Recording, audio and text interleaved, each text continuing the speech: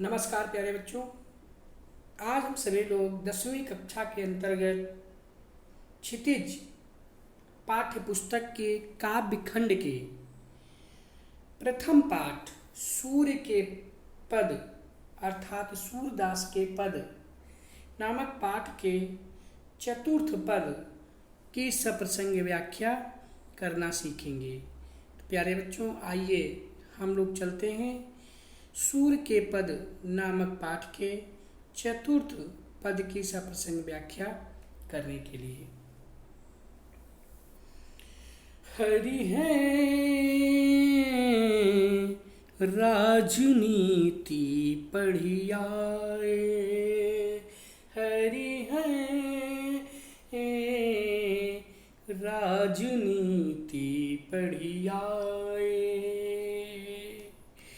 समुझी बात कहत मधुकर के, समाचार सब पाए, एक अति चतुर होते पहले ही, अब गुरु ग्रंथ पठाए,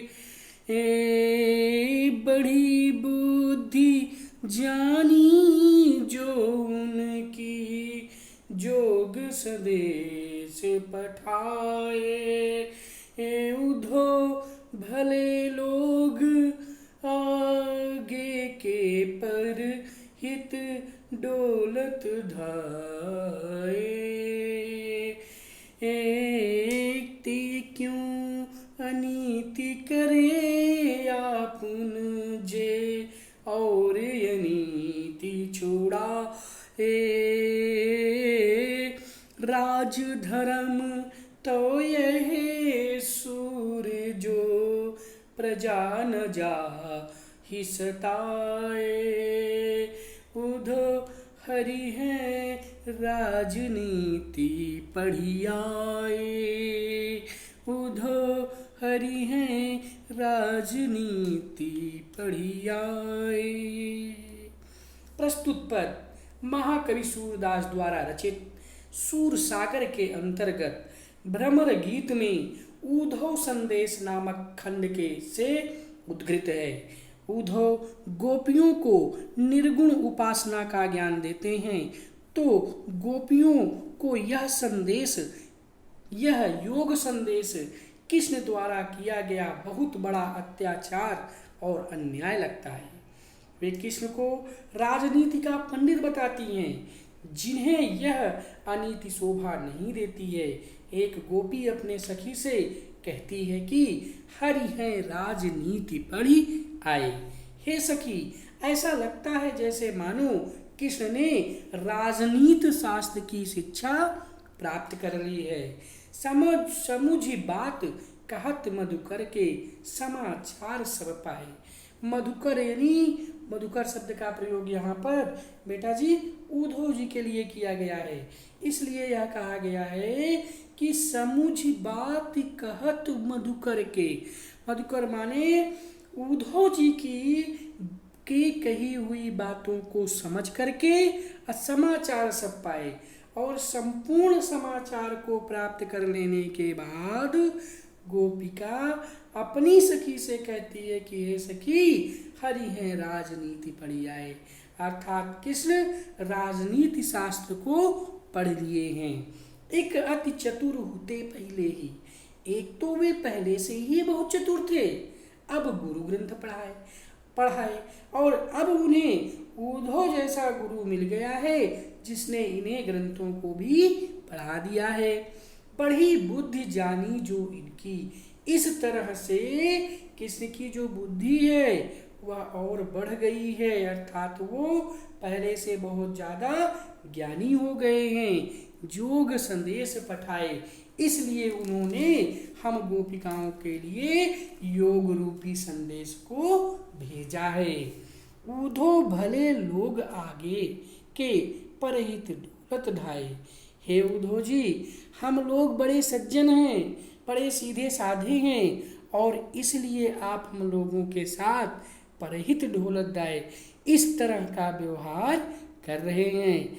अर्थात आप हम लोग इतने भोले भाले और सीधे हैं जो कि कृष्ण की इस चालाकी को नहीं जान पाए हैं। अब अपने मन फेर पाई हैं, चलत जूते चुराए। के कृष्ण अब अपने मन फेर पाइए, चलत जूते चुराए। जिस कृष्ण ने एक समय हम गोपिकाओं के मन को चुरा लिया था, आज वही कृष्ण हम गोपिकाओं की तरफ से अब अपने ही मन को फेर ले रहे हैं। जेते क्यों अनीत करे आपुन, जे और अनीत छुड़ाए।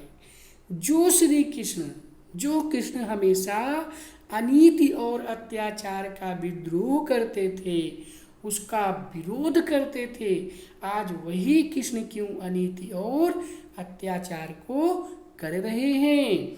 सूर राज धर्म तो यही सूर जो प्रजा न जाहि सताए। सूरदास के शब्दों में गोपिकाएं कह रही हैं कि राज धर्म, राजा का यह परम कर्तव्य होता है कि वह जो प्रजा न जाहि सताए, कि वह सब प्रकार से अपनी प्रजा के कल्याण का कार्य करे, अर्थात वह किसी भी प्रकार से अपनी प्रजा को कोई कष्ट ना दे। प्यारे बच्चों, आइए एक बार पुनः जो है इस पद की हम लोग व्याख्या पढ़ लेते हैं। हरि है राजनीति पढ़ी आई। गोपिका अपनी सखी से कहती है कि हे सखी, अब कृष्ण राज शास्त्र में पूर्णतः दक्ष हो गए हैं, वे पूर्ण रूप से राजनीतिज्ञ बन गए हैं, इसलिए वे प्रेम संबंधी बातों में भी कपट और छल से काम ले रहे हैं। भ्रमर रूपी ऊधों ने जो ज्ञान योग से संबंधित बातें बताई हैं, क्या वे तुम्हारी समझ में आ गईं? इन बातों से कृष्ण का कोई समाचार जान पाई हो? कृष्ण इक अति चतुर होते पहले ही अब गुरु ग्रंथ पढ़ाए। एक तो कृष्ण पहले से ही बहुत चालाक थे, जिन्होंने हम सबको अपने कपट युक्त प्रेम जाल में फंसा लिया, और अब हमें यहाँ तड़पता हुआ छोड़कर स्वयं मथुरा चले गए। उन्होंने अपनी विशाल बुद्धि और विवेक का परिचय देते हुए हम नारियों को योग उपासना का संदेश भेजा है। वस्तुतः यह उनकी मूढ़ता है जो हम युवतियों को योग का संदेश भेजे हैं। एक अति चतुर होते पहले ही अब गुरु ग्रंथ पढ़ाए। यानी एक तो कृष्ण जी पहले से ही बहुत चालाक थे, जिन्होंने हम सबको अपने कपटयुक्त प्रेम जाल में फंसा लिया और हमें यहाँ पर तड़पता हुआ छोड़ गए। बाणी बुद्धि जानी जो उनकी योग संदेश पठाए।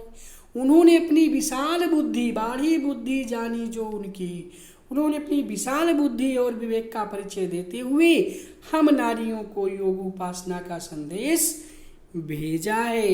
योग संदेश पठाए, योग का संदेश भेजा है। ऊधो भले लोग आगे के, वस्तुतः यह उनकी मूर्खता है जो हम युवतियों को योग का संदेश भेजा है। हे सखी, पहले समय में यहाँ के लोग बहुत ही सज्जन हुआ करते थे। ऊधो भले लोग आगे के, परहित डोलन धाये। हे सखी, पहले समय में यहाँ के लोग बहुत सज्जन हुआ करते थे, जो दूसरों की भलाई का कार्य करते थे, करते हुए इधर उधर भाग दौड़ करते फिरते थे। दूसरी तरफ ऊधो है जो हम अबलाओं को सताने के लिए यहाँ भागे चले आए हैं। अब किंतु हम तो कृष्ण से इतना भर चाहते हैं कि मथुरा जाते समय वे हमारा मन जिसे चुपचाप चुरा कर लेकर चले गए थे उसे लौटा दे। अब अपने मन फेर पाई हैं, चलत जूते चुराए कि हे सखी, हम तो कृष्ण से बस इतना जानते हैं कि मथुरा जाते समय उन्होंने हमारे जिस मन को चुरा लिया था, हमारे उस मन को जो है वापस लौटा दे। ते क्यों अनीति करे आपुनजे और अनीति छुड़ाए। अर्थात जो अनीतिपूर्ण, जो दूसरों की परंपराओं और रीतियों को छुड़वाने में लगे हुए हैं, वे स्वयं क्यों नहीं अन्यायपूर्ण आचरण कर रहे हैं। हमारी प्रति प्रेम की निष्ठा को भंग करने वाला न्यायपूर्ण आचरण किस प्रकार किया जा सकता है। अर्थात जो कृष्ण जय और अनीति छुड़ाए, जो कृष्ण हमेशा अनीति और अत्याचार का विरोध करते थे, लोगों को अनीति और अत्याचार से छुड़ाते थे, वे आज क्यों अनीति और अत्याचार कर रहे हैं। राज धर्म तो यही सूरजो प्रजा न जाहि छुड़ाए। सूरदास जी के अनुसार गोपियाँ कहती हैं कि राजा या शासक का यह धर्म होता है कि उसकी प्रजा पर कोई अत्याचार न हो, उसे किसी भी तरह से दुखी ना किया जाए। जबकि कृष्ण ने अपने स्वार्थ के लिए अर्थात जो है कुब्जा का प्रेम पाने के लिए हमारे सुख को लूटने के प्रयोजन से योग ज्ञान का संदेश भेजा है। हरि है राजनीति पढ़ी आए। हे सखी, कृष्ण अब राजनीति शास्त्र में पूर्णतः दक्ष हो गए हैं। वे पूर्ण रूप से राजनीतिज्ञ बन गए हैं। भाव सौंदर्य की दृष्टि से देखते हैं तो यहाँ गोपियों ने कृष्ण को अन्यायी, स्वार्थी, कुटिल, राजनीतिज्ञ और कपटी सिद्ध करते हुए कहा है कि राजा का धर्म प्रजा का पालन करना है, उसको सुख पहुंचाना होता है, किंतु कृष्ण धर्म से विमुख होकर कुब्जा का प्रेम पाने के लिए हमारे सुखों को लूटना चाहते हैं। सरल, सहज, साहित्यिक ब्रज भाषा का प्रयोग किया गया है। शब्द चयन भावाभिव्यक्ति के अनुकूल है। पद में गीता और संगीत का गुण विद्यमान है। यहाँ कृष्ण और उद्धव पर करारा व्यंग्य किया गया है। संपूर्ण पद में अनुप्रास अलंकार की छटा बिखेरी हुई है। प्यारे बच्चों, इस तरह से हम लोगों ने आज सूर्य के पद नामक पाठ के चतुर्थ पद की सप्रसंग व्याख्या पढ़ी और समझी। आज के लिए बस इतना ही। धन्यवाद। नमस्कार।